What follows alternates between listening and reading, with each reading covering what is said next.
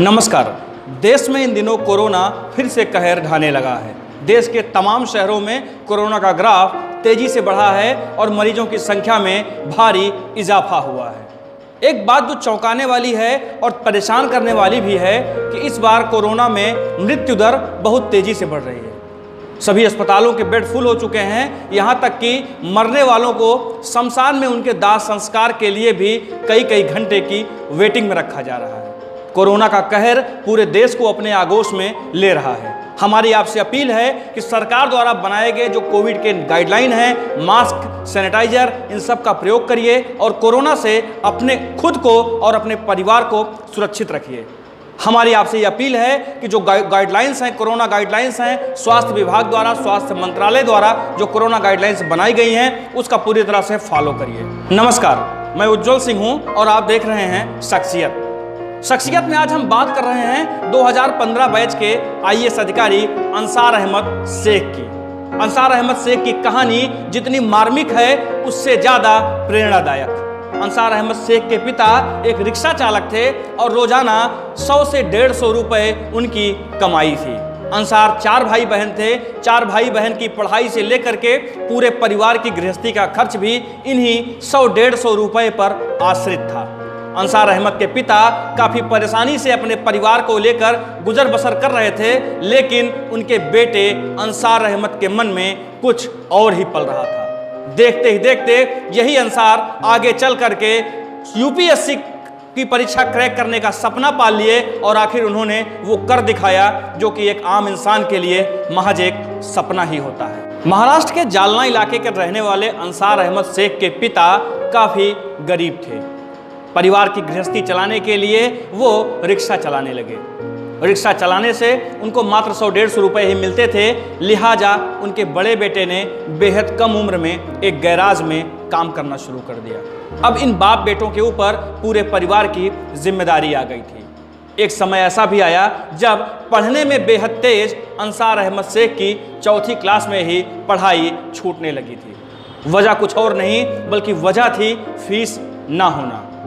अंसार अहमद के पिता के पास उनकी पढ़ाई के लिए फीस नहीं थी, जिसकी वजह से 4th क्लास में ही उन्होंने अंसार की पढ़ाई छुड़वाने का निर्णय ले लिया। लेकिन फिर वो हुआ जिसकी कि किसी ने कल्पना नहीं की थी। अंसार अहमद के टीचर खुद अंसार अहमद के पिता से मिले और उन्होंने अंसार की पढ़ाई जारी रखवाने का आग्रह किया।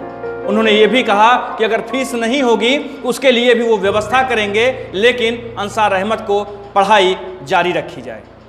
उनके पिता ने टीचर की बात मान ली और अंसार अहमद किसी तरह से आगे पढ़ने लगे।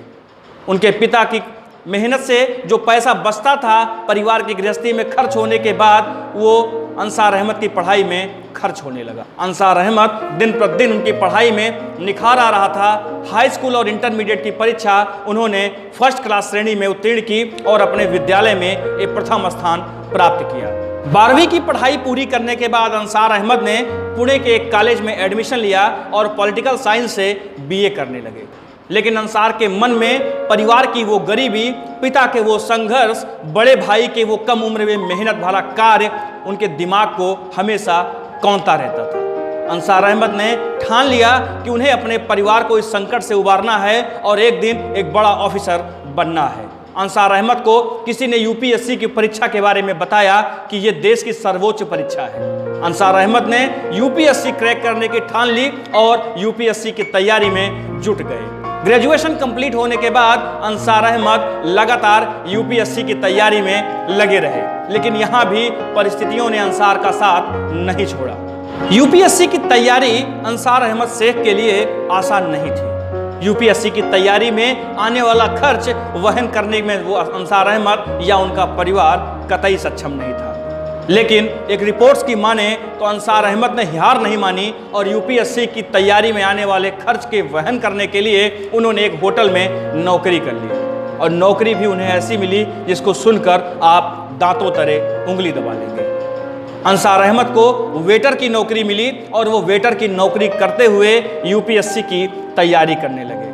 होटल में 12 घंटे की कड़ी मेहनत के बाद जो वक्त बचता था अंसार अहमद उस वक्त में अपनी पढ़ाई जारी रखते। लेकिन उनका हौसला अडिग था और उनका दृढ़ निश्चय था कि उन्हें यूपीएससी जरूर क्रैक करना है। सुबह 8 बजे से होटल में शुरू होने वाली अंसार अहमद की ड्यूटी देर रात तक चलती। देर रात तक वो थक कर चूर हो जाते, लेकिन उनके मन में वो सपना जो उन्हें सोने नहीं देता था।